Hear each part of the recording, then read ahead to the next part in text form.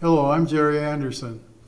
I'm a docent at the Skagit County Historical Museum and also a workshop instructor for the Historical Society.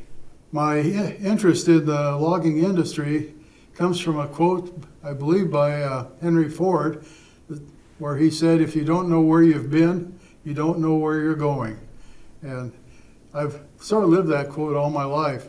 What loggers found when they first got here, they weren't really loggers, they were itinerant farmers from other parts of the United States. This is what the settlers found when they came to Skagit County. And this is a photograph taken somewhere around the Avon community, just west of Mount Vernon. As the settlers progressed in Skagit County, they developed what was called a Stump Ranch. And you can see the stumps in the foreground here. And as time progressed, they would burn those out of the ground, or drag them out of the ground, and then burn them later on out in the field. But these were common early day farms. And this logging camp, you can see the bunkhouses here with all the crew in front of it. And here's a little bit smaller one, also owned by the English Logging Company. My grandfather and grandmother both worked in a logging camp. My granddad was a mechanic for logging trucks. My grandmother was a cook. My mother and her sisters grew up in the logging camp, and this was on the shores of Lake Whatcom. As the loggers started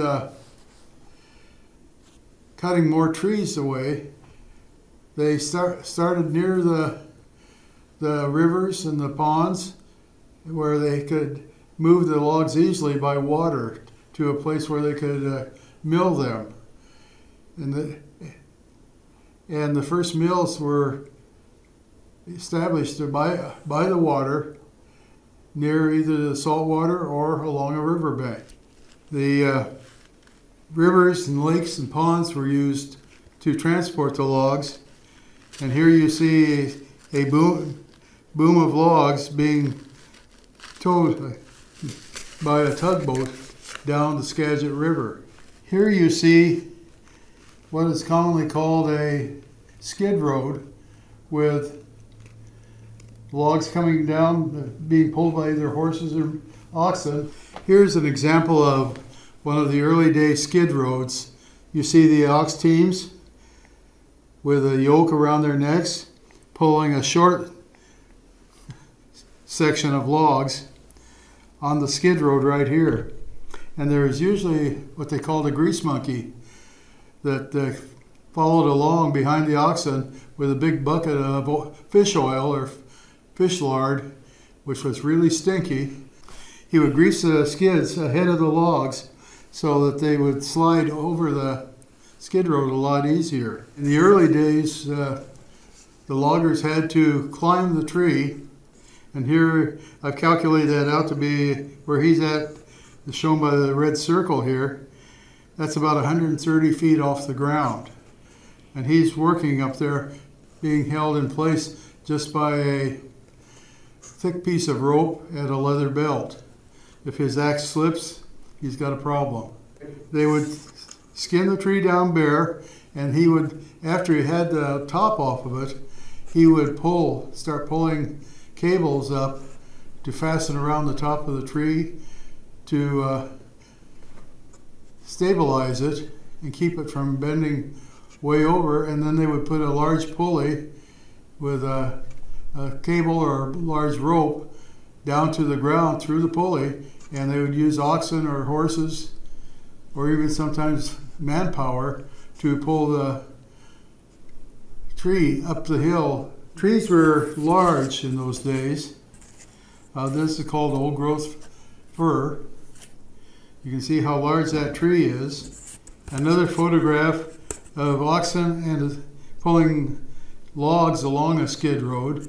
And this was in the area just west of Mount Vernon, about 2 miles near the small town of Avon. Here's a large length of timber bound for a parade, and this is a unique wagon that would just hold that one piece of wood. And here's another photograph of the conditions that loggers found themselves in. And they weren't really loggers, they were farmers and settlers with all sorts of trades behind them, but they had to be loggers to establish the communities. This is a broadaxe used to hew a flat side on a log or for making a canoe. You can see as I slowly turn this that only one edge is tapered on, and that is so that the axe can slowly slide along the non-cut portion and cut it so that it matches the cut portion. And this axe weighs about 20 pounds. It takes a real man to use it.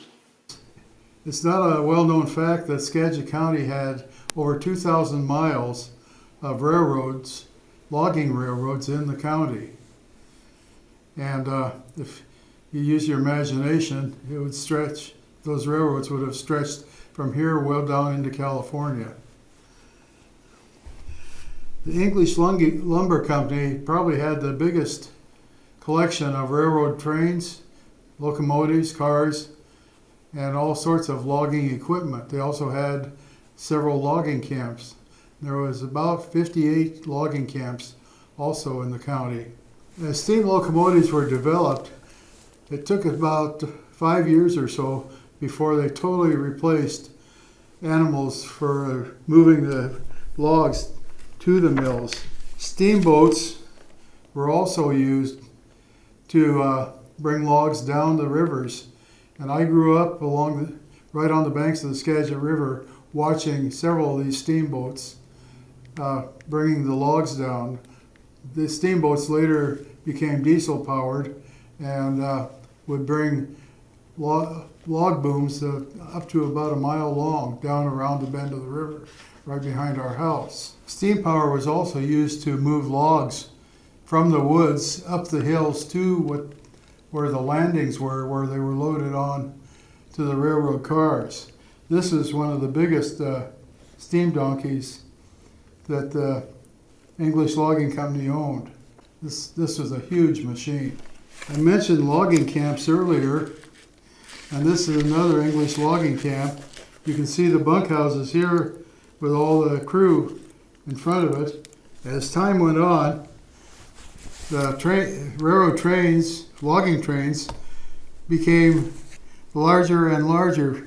Here is a little one-car logging train. It's short. They could only carry short lengths of timber, but loggers, being the ingenious people that they are, the loggers would develop short little cars which could haul logs up to well over 100 feet long down and around the curves. Most of these cars were very flexible. They could turn tight corners, and imagine this being over 100 feet long, pulled by one engine. Obviously, there were a lot of wrecks, a lot of fatalities in the logging industry during those days.